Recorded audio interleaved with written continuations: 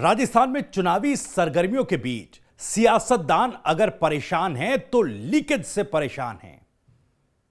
इस बार कौन सी लीकेज की वजह से कांग्रेस के नेताओं का हाजमा खराब हो रहा है, यह हम आपको आज इस इनसाइड स्टोरी में बताएंगे।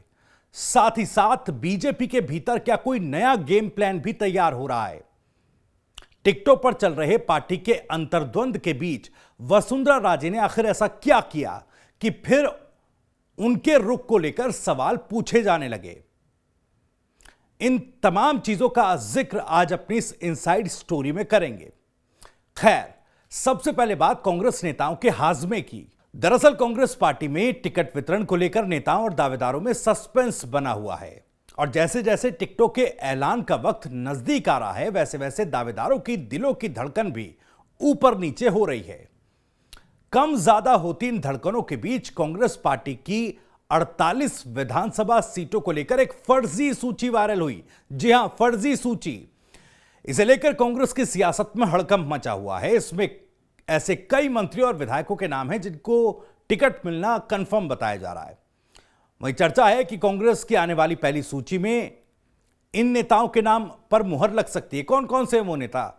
इस लिस्ट में दरअसल मुख्यमंत्री अशोक गहलोत का नाम है, सचिन पायलट का नाम है, लक्ष्मणगढ़ से प्रदेश कांग्रेस अध्यक्ष गोविंद सिंह डोटासरा, लालसोट से मंत्री परसादी लाल मीणा, सिविल लाइन जयपुर से प्रताप सिंह खाचरियावास, झोटवाड़ा से लालचंद कटारिया, बीकानेर वेस्ट से बीडी कल्ला, कोटपुतली से राजेंद्र यादव, खाजूवाला से गोविंद मेघवाल, कोलायत से भंवर सिंह बाटी, झुंझुनू से ब्रजेंद्र ओला, शाहपुरा से अशोक बेनीवाल, दूदू से बाबूलाल नागर और लाडनू से जगन्नाथ बुरडक समेत कई विधायकों के नाम हैं। इन सभी के नाम लगभग तय माने जा रहे हैं। हालांकि ये लिस्ट तो फर्जी बताई गई है, लेकिन इसके बावजूद भी कई नेताओं का जो टिकटों की आस लगाए बैठे थे और इस फर्जी लिस्ट में उनका नाम नहीं होने पर भी उनका ब्लड प्रेशर वो जरूर नापने लगे हैं, क्योंकि ब्लड प्रेशर भी ऊपर नीचे हो रहा है।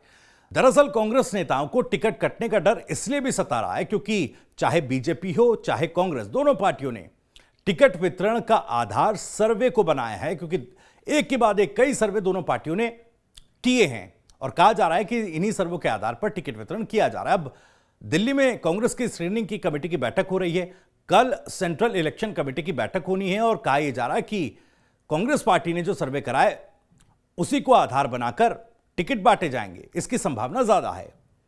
और आप लोग जानते ही हैं कि कांग्रेस पार्टी की ओर से कराए गए सर्वे में लगभग 50% टिकट काटने की सिफारिश सुनील कानूगोलू पहले ही कर चुके हैं। हालांकि यह बात अलग है कि सीएम गहलोत इतने बड़े पैमाने पर टिकट काटने के पक्ष में नहीं है। वो कह रहे हैं कि इतने बड़े पैमाने पर टिकट न कटें। अब सीएम गहलोत की कृपा कितने दावेदारों पर पड़ पाती है, यह तो सीईसी की बैठक में नाम फाइनल होने और टिकटों के ऐलान के बाद ही संभव हो पाएगा। अब उम्मीद यह है कि कल होने वाली सेंट्रल इलेक्शन कमेटी की बैठक के बाद कांग्रेस पार्टी इस राजस्थान के लिए अपनी पहली सूची जारी कर देगी और इसी को लेकर कांग्रेस के कई नेताओं का ब्लड प्रेशर ऊपर नीचे हो रहा है। प्रदेश प्रभारी सुखजिंदर सिंह रंधावा भी साफ कर चुके हैं कि सेंट्रल इलेक्शन कमेटी के बाद, उस बैठक के बाद यह सूची जारी कर दी जाएगी। खैर, बात बीजेपी की करते हैं, जहां प्रदेश अध्यक्ष सीपी जोशी के सामने आज एक लेटर बम फूटा। सांचौर विधानसभा क्षेत्र के सभी मंडल अध्यक्षों ने अपने इस्तीफे का पत्र उन्हें भेजा है। हालांकि अभी यह साफ नहीं हो पाया कि आखिर इन मंडल अध्यक्षों का इस्तीफा स्वीकार पार्टी की तरफ से किया गया है या फिर नहीं। लेकिन इतना जरूर साफ हो चुका है कि बीजेपी टिकटों पर चल रहे अंतर्विरोध को शांत करा पाने में अभी कामयाब होती नहीं दिखाई दे रही है। अब बीते दिन ही पूर्व सीएम वसुंधरा राजे के समर्थक भी हजारों की संख्या में इकट्ठा हो गए। वसुंधरा राजे के आवास के बाहर जुटे ये समर्थक राजे के समर्थन में नारेबाजी करते हुए दिखाई दिए। अब इन समर्थकों को किसकी तरफ से एकजुट होने की कॉल दी गई थी, यह तो साफ नहीं हो पाया।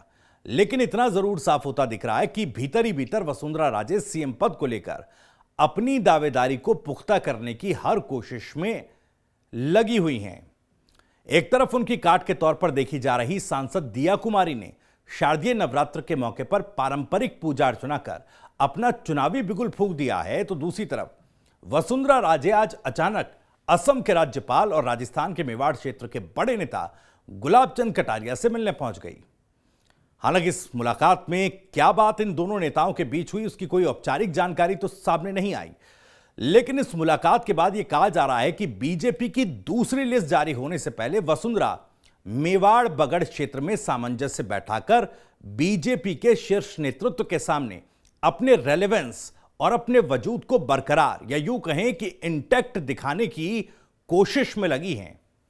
खैर, गुलाब चंद कटारिया से मुलाकात के बाद वसुंधरा राजे त्रिपुरा सुंदरी के दर्शन के लिए भी गई, लेकिन आने वाले वक्त में उन्हें सियासी मजबूती का आशीर्वाद मिलता है या नहीं, इसका जवाब आगे की राजनीतिक परिस्थितियों से मिलेगा। साथ ही कांग्रेस के दावेदारों के बढ़े हुए ब्लड प्रेशर में भी कांग्रेस की पहली सूची जारी होने के बाद विरोध का उबाल देखे जाने की पूरी संभावना है। तो इसी के साथ आज इस इनसाइड स्टोरी में इतना ही।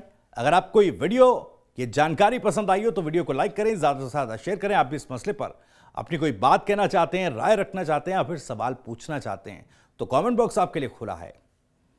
राजस्थान से जुड़ी और भी तमाम खबरों को सबसे पहले जानने के लिए आप सब्सक्राइब जरूर कर लीजिए। TV9 राजस्थान। नमस्कार।